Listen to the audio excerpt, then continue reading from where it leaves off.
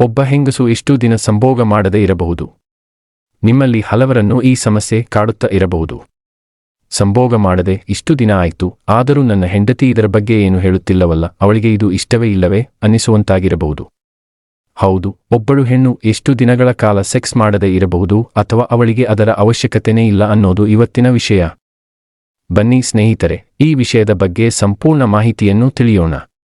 ವಿಡಿಯೋವನ್ನು ಕೊನೆಯವರೆಗೂ ಪೂರ್ತಿ ನೋಡಿ ಸ್ನೇಹಿತರೆ. ಹೆಣ್ಣಿಗೆ ಗಂಡನಿಗಿಂತ 8 ಪಟ್ಟು ಹೆಚ್ಚು ಸೆಕ್ಸ್ ಆಸಕ್ತಿ ಇರುತ್ತೆ ಅಂತ ರಿಸರ್ಚ್ಗಳು ಹೇಳುತ್ತವೆ. ಹೆಣ್ಣಿಗೆ ಪ್ರತಿ ತಿಂಗಳು ಋತುಚಕ್ರದ ಸಮಯ ಬಂದಾಗ ಆಕೆಯ ದೇಹದಲ್ಲಿ ಸಾಕಷ್ಟು ಹಾರ್ಮೋನ್ ಬದಲಾವಣೆಗಳು ಸಂಭವಿಸುತ್ತವೆ. ಋತುಚಕ್ರದ ಕೊನೆಯ ಕ್ಷಣದಲ್ಲಿ ಹೊಟ್ಟೆನೋವು, ಕ್ರಾಂಪಿಂಗ್, ರಕ್ತಸ್ರಾವ ಇತ್ಯಾದಿ ಉಂಟಾಗುತ್ತವೆ.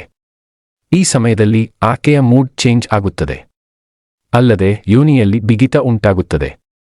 ಇಂತಹ ಸಮಯದಲ್ಲಿ ಹಾರ್ಮೋನ್ಗಳ ಬದಲಾವಣೆಯಿಂದಾಗಿ ಹೆಣ್ಣು ಸಂಭೋಗದ ವಿಷಯದಲ್ಲಿ ಕಡಿಮೆ ಆಸಕ್ತಿಯನ್ನು ಹೊಂದಬಹುದು. ಆದರೆ ಋತುಚಕ್ರ ಮುಗಿದ ನಂತರ ದೇಹದಲ್ಲಿ ಹಾರ್ಮೋನ್ಗಳು ನಿಯಂತ್ರಣಕ್ಕೆ ಬರುತ್ತವೆ.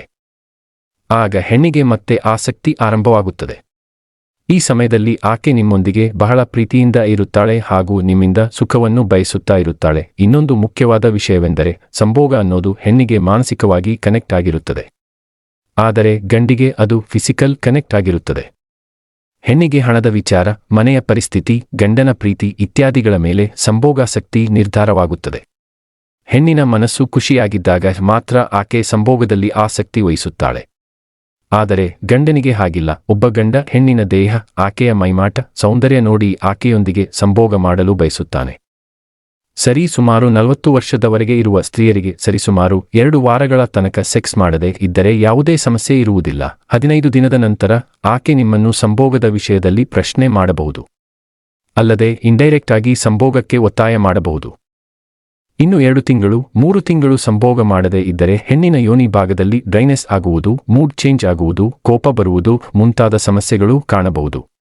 ಕೆಲವೊಮ್ಮೆ ಕಾಮಶಕ್ತಿಯನ್ನು ಕಳೆದುಕೊಳ್ಳುವ ಸಾಧ್ಯತೆಯೂ ಇದೆ. ಹೌದು, ನೀವು ನಿಮ್ಮ ಸಂಗಾತಿಯ ಜೊತೆಗೆ ಇದ್ದರೆ ಕನಿಷ್ಠ ವಾರಕ್ಕೊಮ್ಮೆ ಸಂಭೋಗದಲ್ಲಿ ತೊಡಗಿಸಿಕೊಳ್ಳಿ. ನೀವು ಆಕೆಯಿಂದ ದೂರ ಇದ್ದರೆ ಕನಿಷ್ಠ ವಿಡಿಯೋ ಕಾಲ್ ಮುಖಾಂತರ ಸಂತೋಷವಾಗುವಂತೆ, ತೃಪ್ತಿ ಕೊಡುವಂತೆ ಮಾತನಾಡಿ. ಗೆಳೆಯರೇ, ಈ ವಿಡಿಯೋ ನಿಮಗೆ ಇಷ್ಟವಾಯಿತೆಂದು ಭಾವಿಸುತ್ತೇನೆ. ಇದೇ ರೀತಿಯ ಉಪಯುಕ್ತ ಮಾಹಿತಿಯೊಂದಿಗೆ ಮುಂದಿನ ವಿಡಿಯೋದಲ್ಲಿ ಮತ್ತೆ ಭೇಟಿ ಮಾಡೋಣ. ವಿಡಿಯೋ ಇಷ್ಟವಾಗಿದ್ದರೆ ಲೈಕ್, ಶೇರ್ ಹಾಗೂ ಸಬ್ಸ್ಕ್ರೈಬ್ ಮಾಡುವುದನ್ನು ಖಂಡಿತ ಮರೆತಬೇಡಿ. ಕೇಳಿದ್ದಕ್ಕಾಗಿ ಧನ್ಯವಾದಗಳು.